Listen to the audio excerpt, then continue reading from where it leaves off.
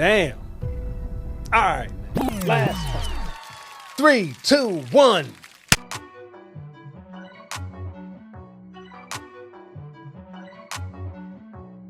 Peace, and welcome to another episode of the Grown Man Shift Podcast. I am your host, Baith Nordine, and thank you. Thank you for pulling up. Thank you for the DMs, the retweets, the reposts, the likes, the shares, the comments, the engagement, because with all of the noise that's out in the world, you decided to press play on whatever it is I have to offer, and I am offering up the most gratitude for you doing that, because you don't have to. You could be like, man, who the fuck is this? Who the fuck is Boy, right? You could say that, but I'm glad that you decide to press play every time, and the Russell Simmons Def Jam, thank you. You know what I'm saying? God bless you. Good night type of thing. This episode, there's no sponsor for this episode other than 13 years of marriage and all the lessons that I've learned so far on this journey, on this path of being a man married to a woman in this 50-50 gender roles. Men should be, women should be, and men are narcissists and women are too sensitive and nobody takes accountability and all the hot button words. This is my experience, again, as a man married to a woman in this ecosystem of a bunch of bullshit, right? Disclaimer. I'm going to say it from the top because I don't want nobody coming for me, Twitter fingers and all that. Don't come for me, right? I am not an expert. I am also not a guru. I am not a life coach. I'm not a relationship coach. I am none of those things. So my perspective is not law. My perspective is not a general rule of thumb. My perspective,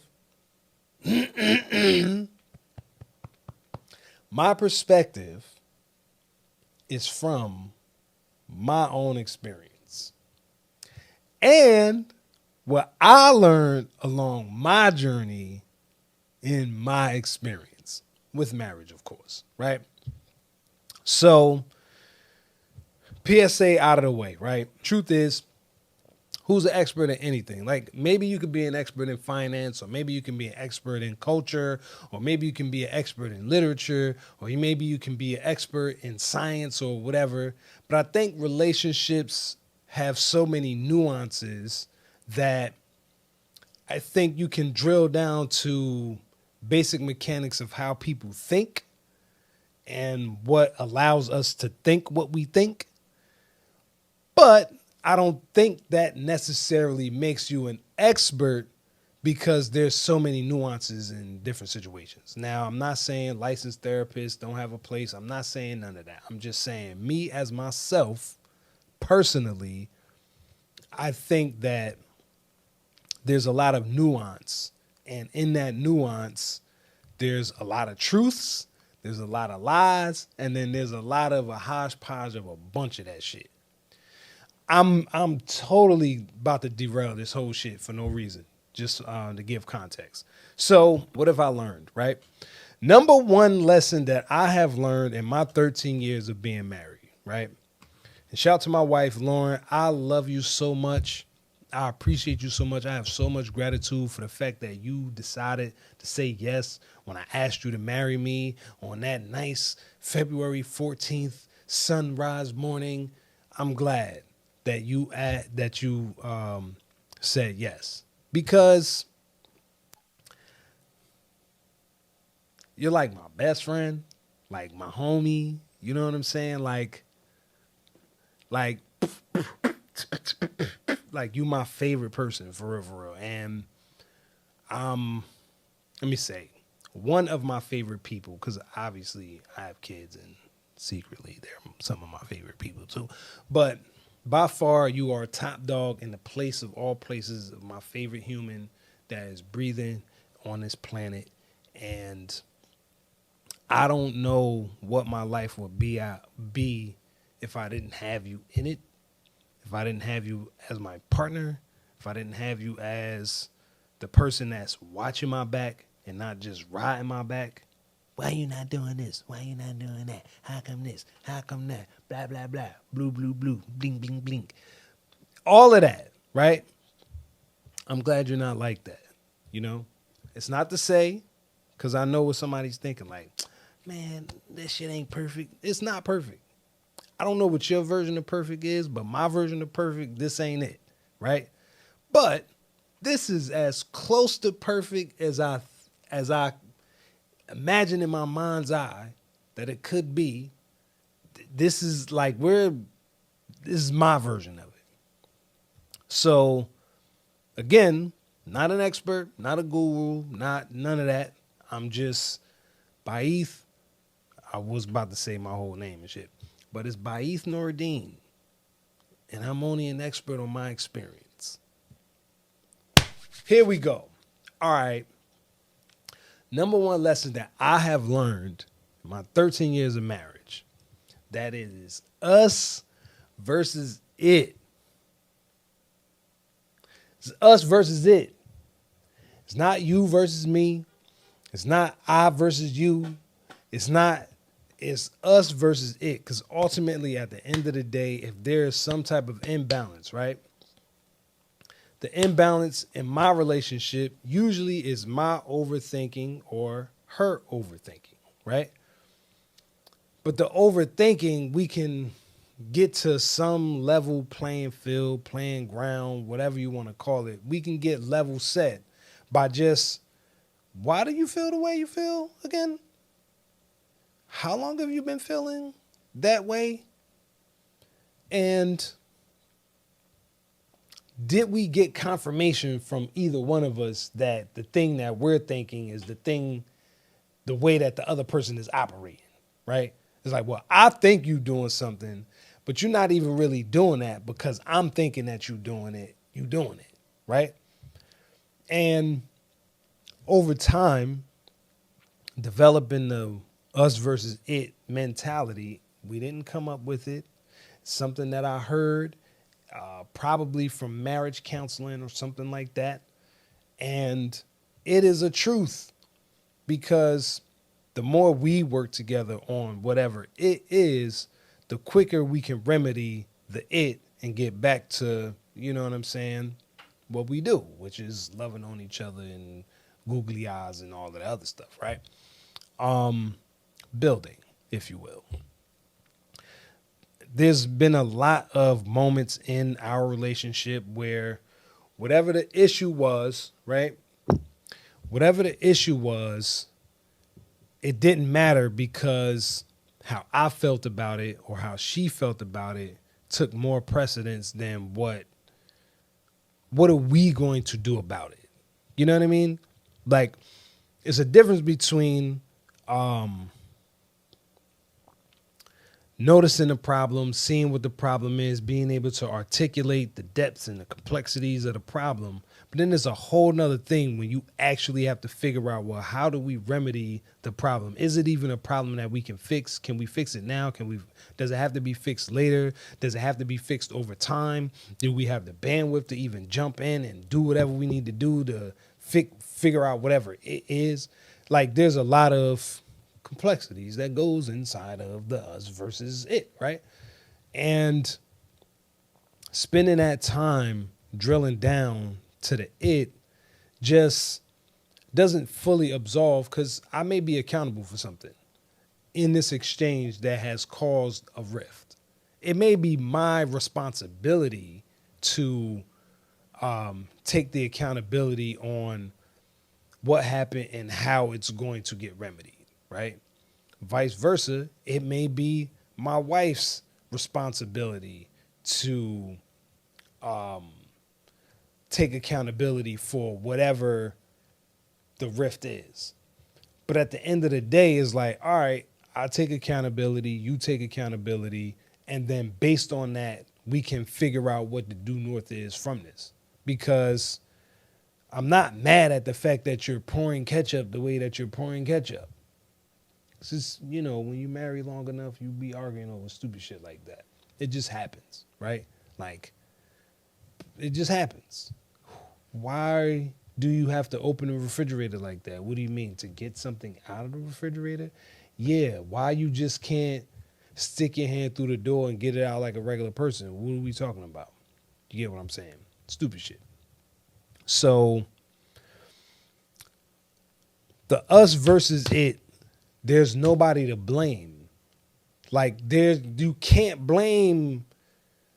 I can't blame you. You can't blame me because it ain't my fault or your fault, but it is our responsibility to figure it out and move forward. Right? The number 2 thing on the list, right? Number 2.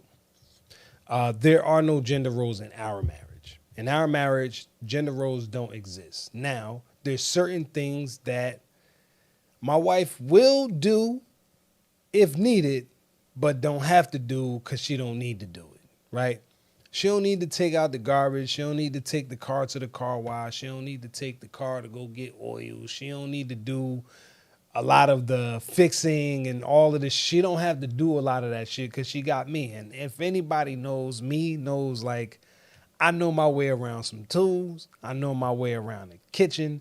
And I mean, I'm not bad at cleaning up either. Regardless of what they say about men and how men aren't, whatever, I can clean, right?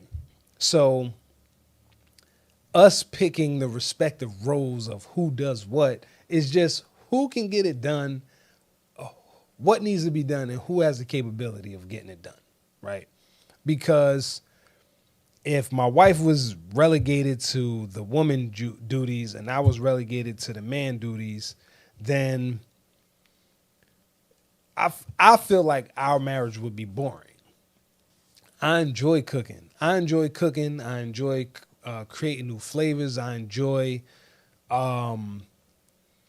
making something that my wife is like, man, this is that my kids actually enjoy because I know I ain't the only person. My kids are kind of picky sometimes. Not my youngest son, but my daughter, she's particular. Let me not say picky. She's very particular, and getting her to try new things isn't easy. It's not hard, but it's like, I mean, have you ever had it before?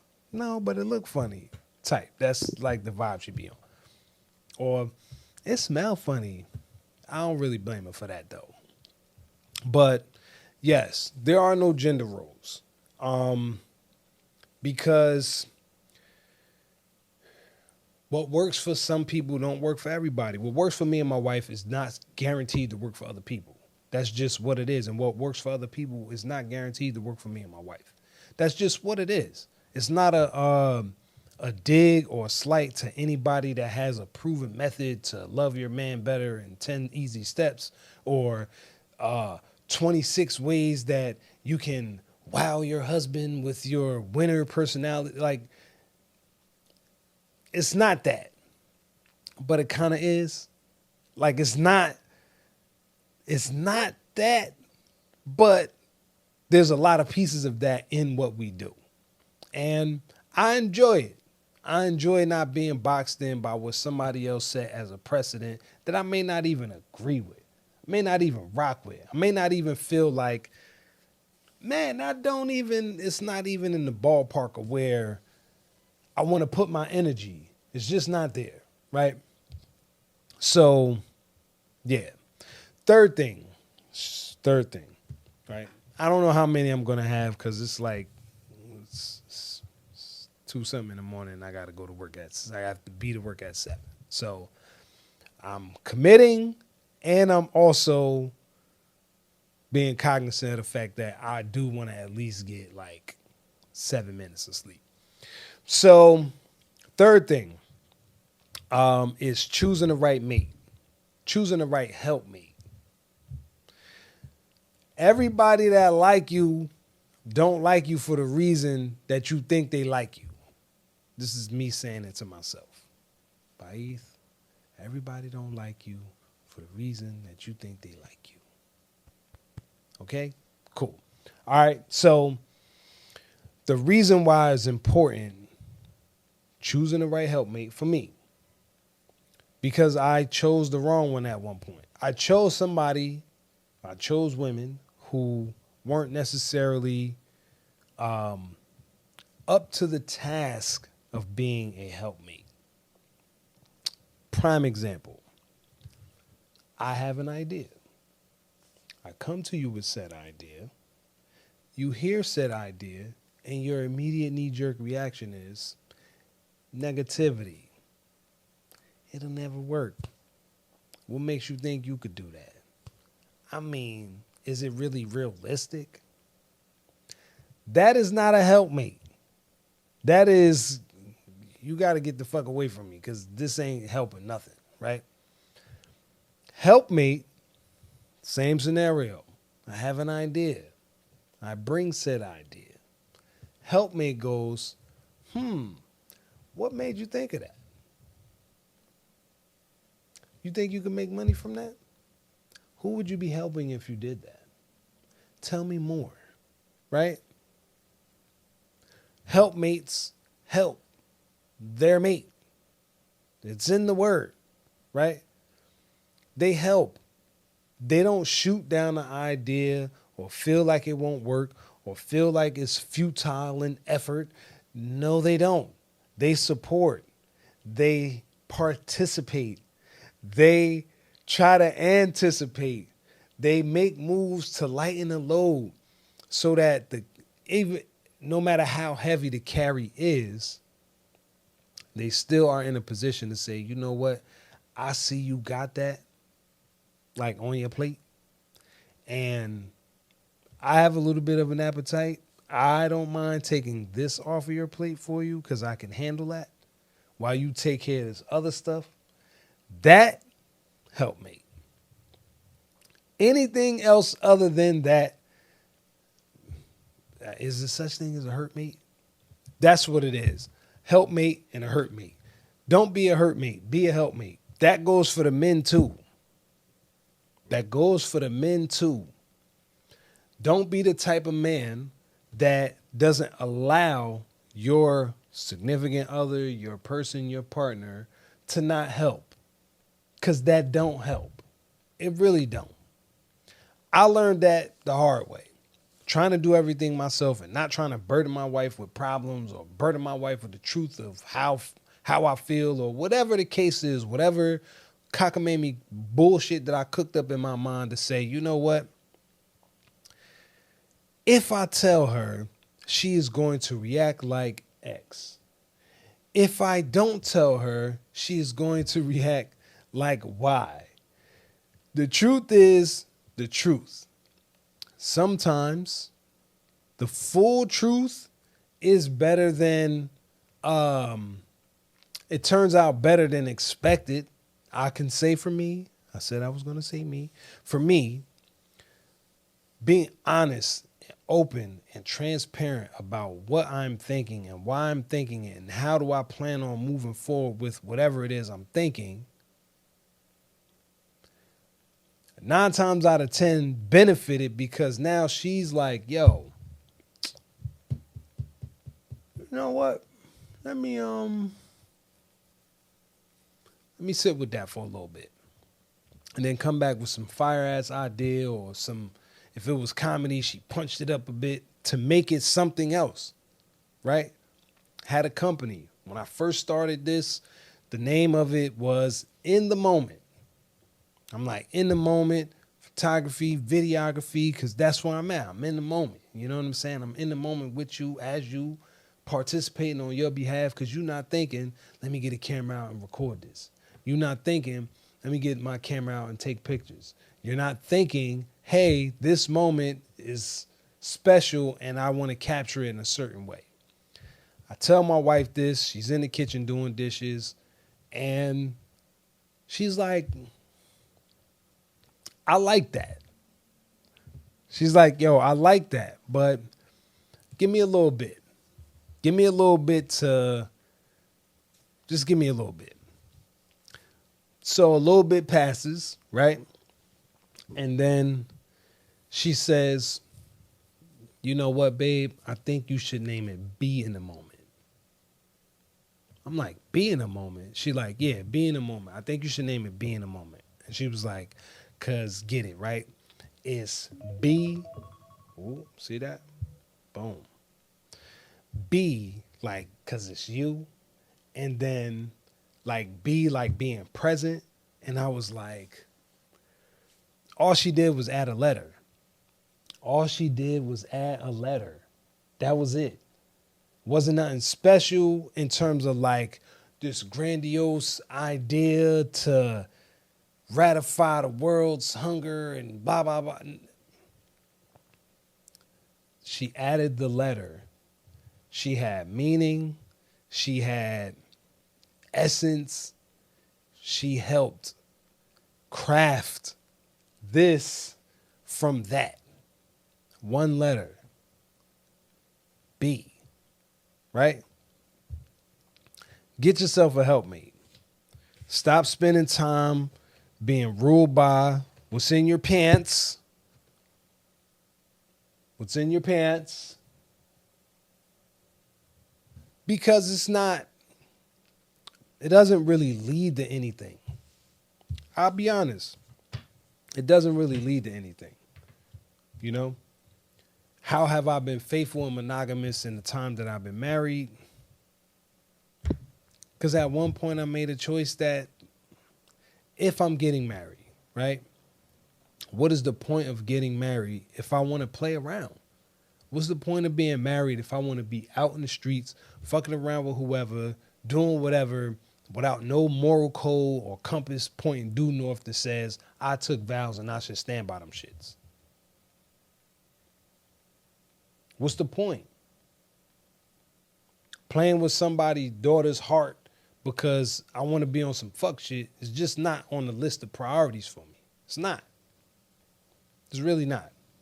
So I don't take it lightly that I made vows. I don't take it lightly that somebody is relying on what I'm telling them as truth to actually be truth.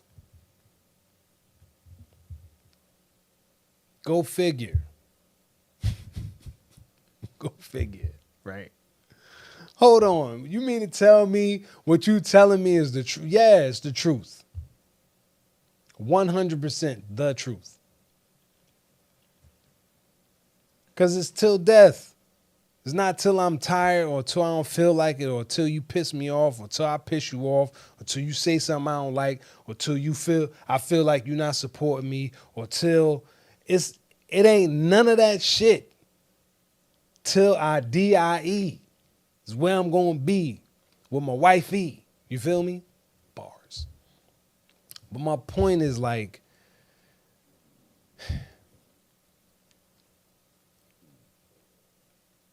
nothing worth having comes without some level of building up the muscle to handle the weight of it. Notice I didn't say struggle. Notice I didn't say hard, because my hard might be your easy. Your easy might be my hard, right? Or you know what I'm saying? Your hard might be my easy. Whatever I said, the opposite for me and you know what I mean. All right.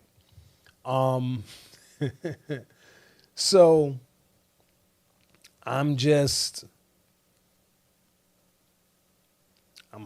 hyper sensitive to how we regard each other in this exchange, because I'm not in it by myself. My wife is not in it by herself. So if I'm only looking out for me and I'm not looking out for her, then why even have her? And vice versa. If she's only looking out for herself and she's not looking out for me, what's the point of having a me around? When you want to be by yourself, what's the point? You know? So, and choosing the right helpmate goes into my other one. It's integrity. Integrity should be number one, but I'm going through it the way I wrote it down. It's not like particular order. It's just this is the way I wrote it down. I was thinking about it and I'm like, you know what? I just feel like I want to get this out of my system, get this off of my chest, get this out of my brain, because a lot of us have the meaning of relationship. Let me not say it that way because I'm not an expert and I haven't interviewed everybody to have this finite, this is what everybody feels. So let me retract.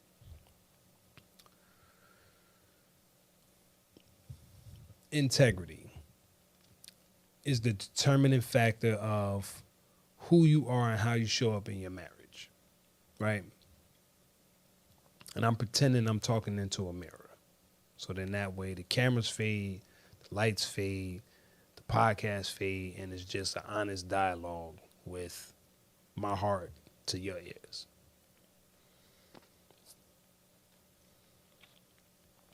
I cannot call myself a husband if I'm not integral in doing so. I can't call myself a leader of my household if I'm not integral in doing so. I cannot say that I am who I am if I'm not integral in doing so. So integrity isn't just a buzzword that feels good when it's done right and in public eye at the right time. Integrity is making sure my feet are always planted in truth. My feet are always planted in honesty. My feet is always planted in a place that I don't have to watch my back to be in. I don't have to worry about if I'm doing the right thing or if anybody's seeing me do whatever it is. No. I know what I'm doing. And I know why I'm doing it. And that's why I'm carrying this responsibility of this thing that I have called marriage the way that I'm carrying it because, hey, man, who else gonna do it? Nobody else asked my wife to marry her but me.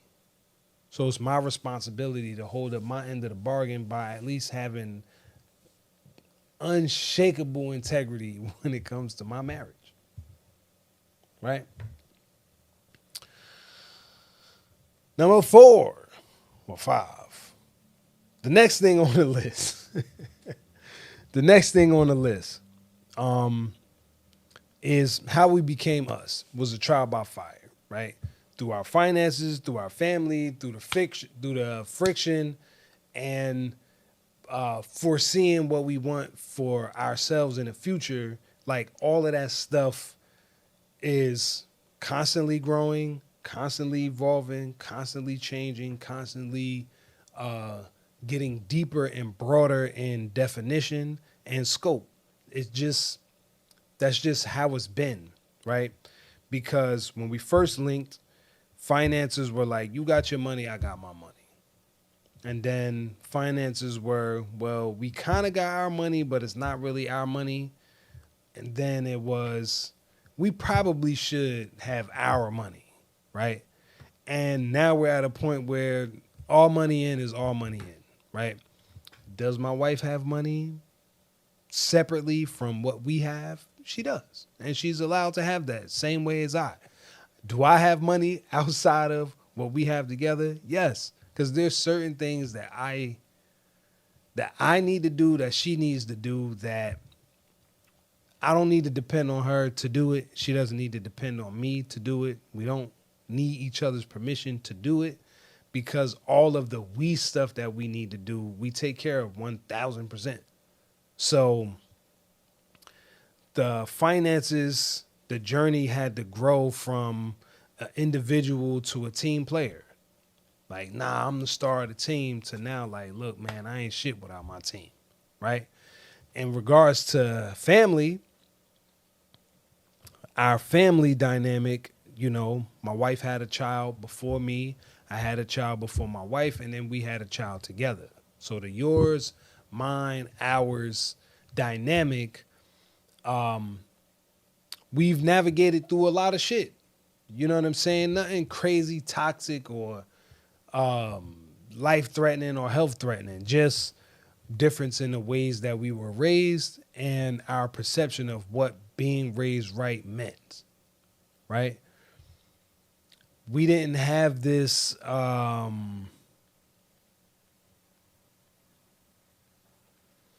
We both come from big families in terms of like, I remember the cookouts and the family nights and I remember all of that.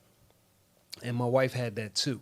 So we did have a commonality in regards to what it felt like to be family, what it feels like to have love at a scale that's unscalable. It's like, well, damn, how much love is that? I don't really know. It's so much I can't weigh it. I don't want to weigh it. I just kind of want to live in it and envelop myself in it. You know what I mean? So there's a there's a benefit to how the dynamic came together and navigating through those choppy waters. It was revealing. It was inspiring. It was challenging because from my wife's perspective, how can I be a mom to a kid that has a mom? And from my perspective, how can I be a dad to somebody whose biological dad isn't present in the home, right? How do I navigate that?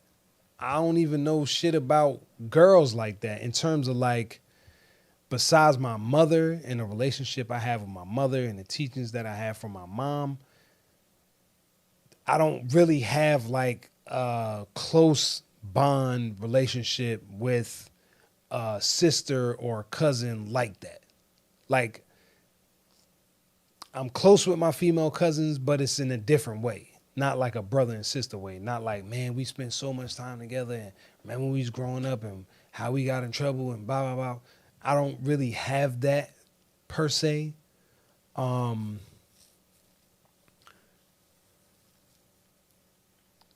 So navigating through having a close relationship with a woman that's not that I'm not romantically involved with took work.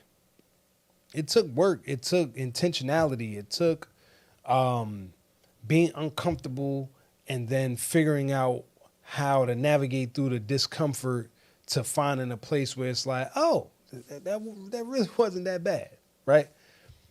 Because I don't want to ruin this little girl's life. I want to add to it. I want to be the best example of what a man is in her life that I can possibly be. I don't ever want her to feel like nobody loves her and the words that some fine gentleman says to her is somehow sweeping her off her feet to a bunch of bullshit. No. You see how I treat your mother. That's how you want to be treated by a man. Point blank, period. And if he ain't coming with this kind of energy, he might not be a good fit.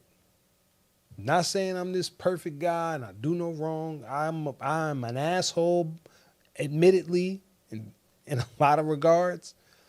Not like one of them obnoxious assholes that's just being an asshole to be an asshole. No.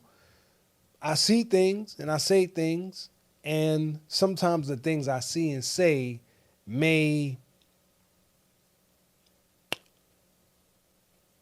how do I put this, Sarah? Not that I don't sugarcoat, but what's the point of giving you some bullshit if I know that, one, you're not going to accept the bullshit if you know it's bullshit, right? And two, if I say I love you the way I love you, why would I bullshit you? Why would I sell you a dream? Why would I do that? So our family dynamic, I really wouldn't trade. I wouldn't trade it for anything in the world. I wouldn't. Like, I love my sons. I love my daughter. My wife loves our sons. She loves our daughter.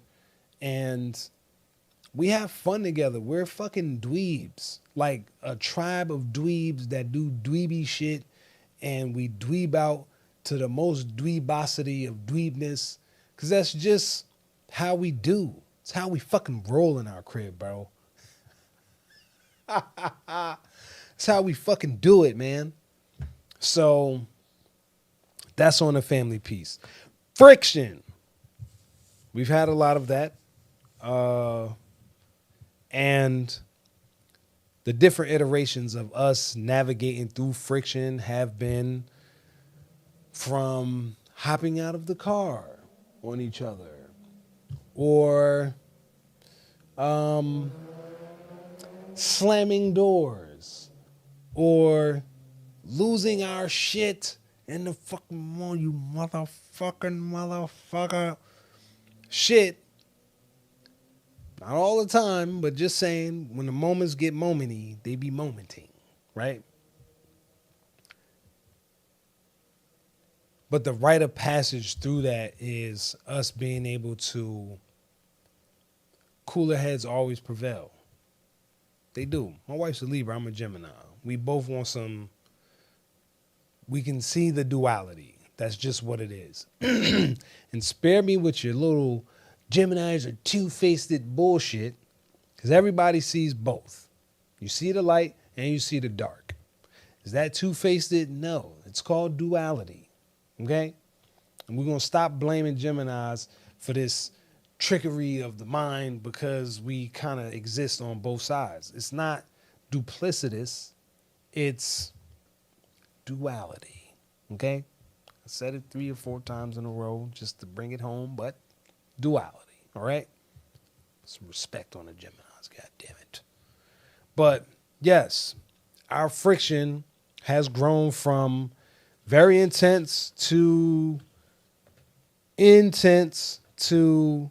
medium intense to lower tier intense to, and can get a little racy sometimes, to now we're like, dog, I don't really have time for this shit. So I'm going to spare you the time, and you're going to spare me the time, and we're going to work through this shit, because this is what we do. We work through our shit. We don't just pile it on and don't deal with it and sweep it under the rug, and we don't do that. Not in this relationship. Not in this relationship where we plan on being married for 50, 60, 70 years, however long we're blessed to live on this planet. We don't have time for that, right? We have time for let's figure this out, okay? Let's use our inside voice. Let's figure this out, because it's figure outable. It is 100%. It's not something that can't be figured out. Whatever it is, we can figure it out. It may not be today, may not be tomorrow, may not be next month or next year, but at some point we are going to figure it out. And when we do, kudos, bravo, bellissimo, all that, right?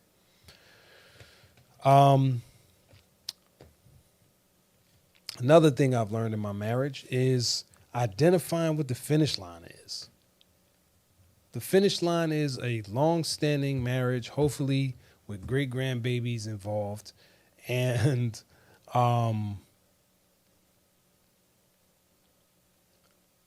being able to reflect back on a life that was well lived.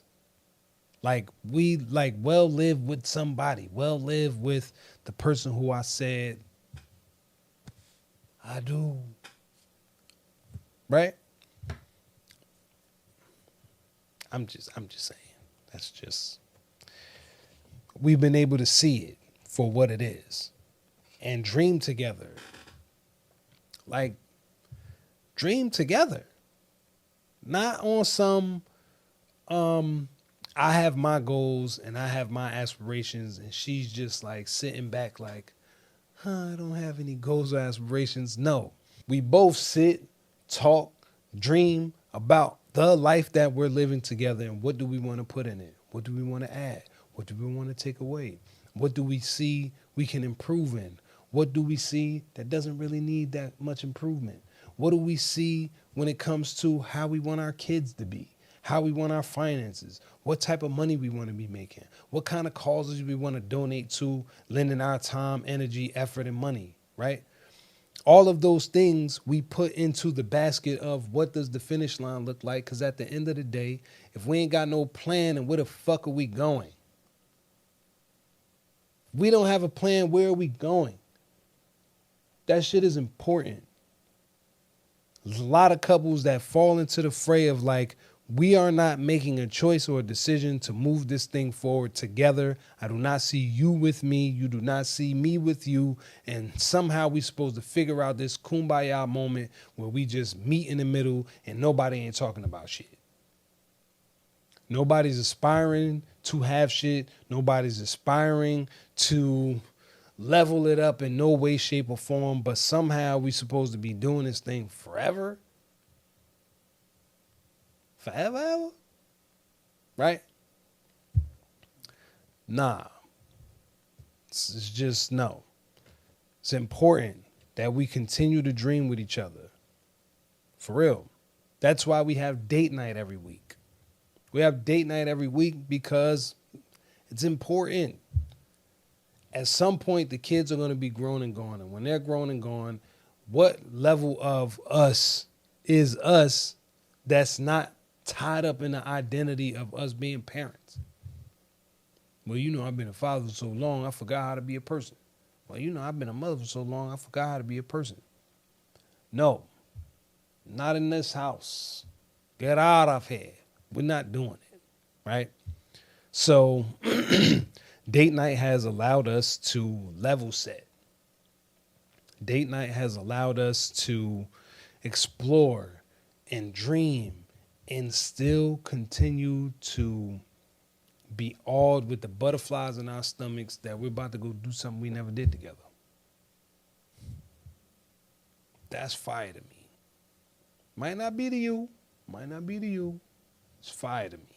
It's fire to my wife too. That's why we do it. It keeps us honest. Like, man, how was your week? My week was in. It's only a certain amount of times you could say nothing before you actually got to talk about some shit. So we just do it intentionally every week. Friday, Saturday, you can catch us outside, right? Because it's important to stay connected, to stay in a space where I don't feel like I have you all figured out. There's still a level of newness that I get to experience in this exchange with you, my partner, my friend. You know what I mean? So that's a 1 and 2 back to back. You know, defining the finish line and dreaming together and being able to cultivate it with all of the first downs along the way with date night. And I say first downs because I think about sport analogies, even though I'm not a sport guy, in terms of I don't have a team. I don't watch it. I don't know when the seasons are. I totally check out. I know what's going on. I know about the games. I know, you know what I mean? It's just not really where my interests are. But if I had to liken marriage to like a sport analogy, right? If it was football, like everybody wants a touchdown, but in order to get the touchdown, the first downs are the effective way of moving the ball down the field. With marriage, death is the making it together till death. That's the goal. In order to get to that place where, 10, 20, 30, 40, 50, 60 years of marriage, right? The first downs are date night. Every time we have a date night, so that's 4 date nights a month. That is, 48 date nights a year with some vacations in there too, right? But 48 date nights in a year allows me and my wife the space to not check out. Because it happens. You start to grow individually, then you start to grow apart, and then it's hard to grow together when I don't know what page you on, you don't know what page I'm on. Are we even in the same book? Is the book even in the same language? Is it even in the same field of study? All of those things comes into play, and the first downs, aka date night, just keeps us in a loop with each other, man. Like it just does. And our relationship is that much better for it, right? Another, I'll put in there, getting flowers for my wife for no reason. Not because we beefing and I'm giving her flowers to make up for it. Not because it's her birthday or a holiday or something like that, some celebration. No, here's flowers because I know you like them. I know you like them. So I'll get them for you. Although I'm really more of a plant person because plants don't, cut them and then they die. Like plants grow. And I like having something that I've given that evolves with us. Right? Honesty, trust, and boundaries. Honesty, trust, and boundaries. Because we can't always go, right? We can't always do the thing. Sometimes it has to be me, sometimes it has to be her. And trusting comes, being able to trust doesn't come with a surprise, because in order to move through this space, I have to trust that you have my best interest at heart. You have to trust that I have your best interest at heart. Right? So in our marriage, this place of longevity can only come through trust. In my opinion, it can only come through trust. And because where does the confidence come from? Isn't that what trust really is? Like the etymology, trust is confidence, right? So if trust is confidence, I'm just checking my time. If trust is confidence, then I'm not, no matter what you do, I'm never looking at what you do from the guise of like, you're trying to get me, or you're out to get me, or you're trying to fuck me over, or you're trying to do me bad, or blah, blah, blah. I'm looking at it from a place of like, I trust your actions. I trust your thoughts. I trust your feelings. And I know you wouldn't intentionally go out of your way to do something that's going to fuck me up. I know you're not going out of your way intentionally to do something that's going to do me bad.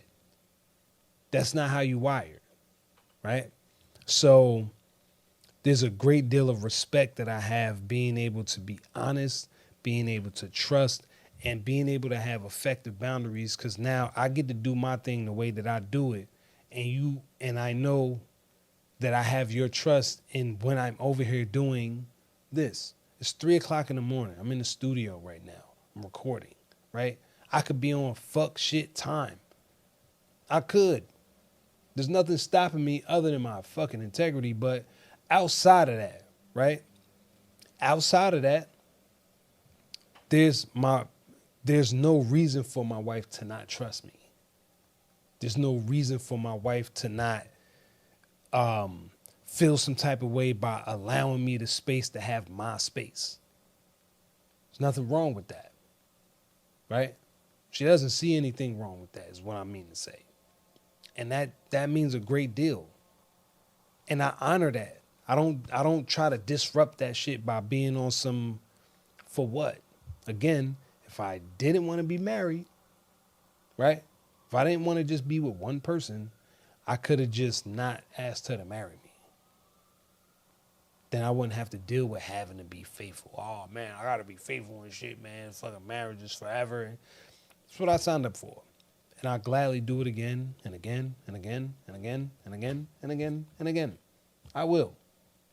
Because the hand that I was dealt and the marriage that I have, bro, game changer.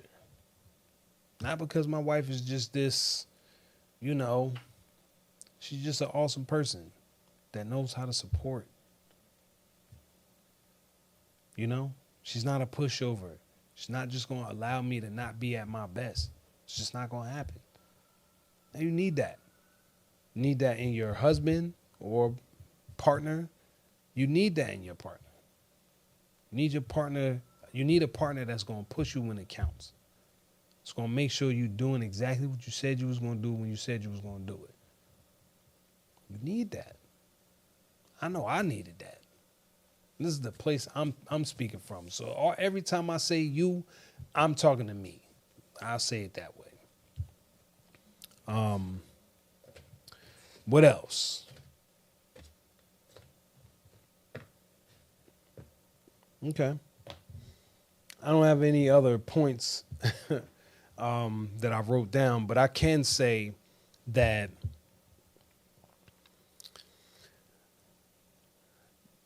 my wife and I got married at the courthouse. Our wedding was $39 for the marriage certificate. It was August 9th. Happy anniversary. That was August 9th, right? August the 11th, we had a reception with our friends, family, co-workers, so forth and so on, right? We didn't put more stock in our wedding than we did in our marriage. We put way more stock in our marriage. And we both benefit from it consistently. We both benefit from the fact that we have somebody that is dependable and reliable and heartfelt and heart-led. We both have that. And I'm grateful. I'm grateful. So, me done chat up enough. This is another episode of the Grown Man Shift podcast. I really appreciate you guys for pulling up. Thank you for rocking with me through this anniversary episode. Shout out to my wife again for 13 years of beautiful matrimony. We've had our ups and downs. I've wanted to poke you in your eye a couple times. I'm sure you wanted to hit me in my shins a couple times. Figuratively, not literally. Because I think it's important to say that. Especially for those of you who are experiencing some level of physical violence or verbal violence, verbal abuse. It's important to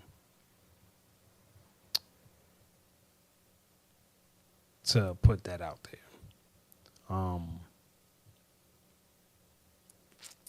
Don't forget to like, share, and subscribe. Tell a friend to tell a friend. Make sure you send us an email at grownmanshitpodcast@gmail.com. Make sure you like, share, and subscribe. I'm going to say it again. Here's the third time. Make sure you like, share, and subscribe. Because my plan is simple. Make it to 100 episodes and then recalibrate the engine. Maybe it happens before then. I don't know, but, you know, we'll see.